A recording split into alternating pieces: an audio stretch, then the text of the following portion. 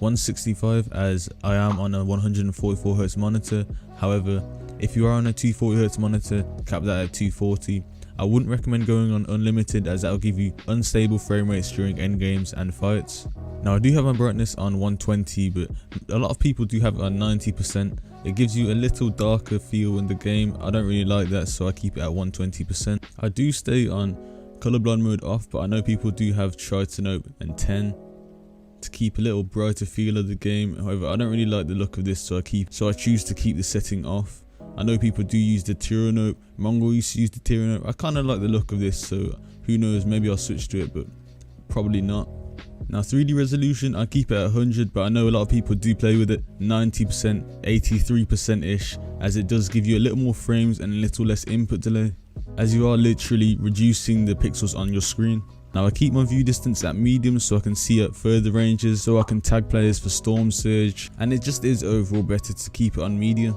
Now my textures, I keep them on low, but I'm pretty sure medium and high makes your GPU work a bit more, so your CPU takes a little less load, which in theory should increase your FPS. And in my opinion, meshes look a bit better for content, that's why I keep them on high, but I would recommend going for low if you're playing for purely competitive or streaming. And obviously rendering mode, I keep on performance mode.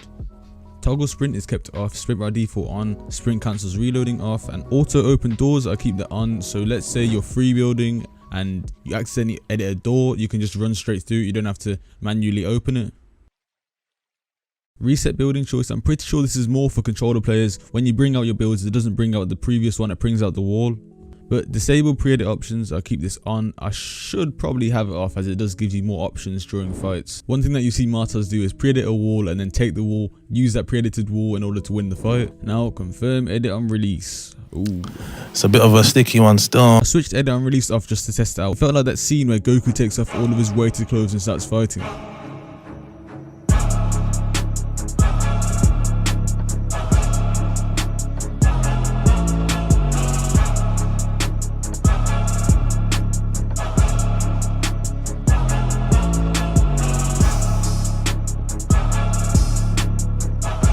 And I went into arena, played for like 2 or 3 days, remembered why it was so horrible and switched it straight back off. You're simply not going to have good crosshair placement. And edit and release. Edit and release also gave me this mindset of just editing everything and just becoming some mechanical demon. And honestly, my overall IQ just went straight down. Edit and release off gives me time to actually think of my play.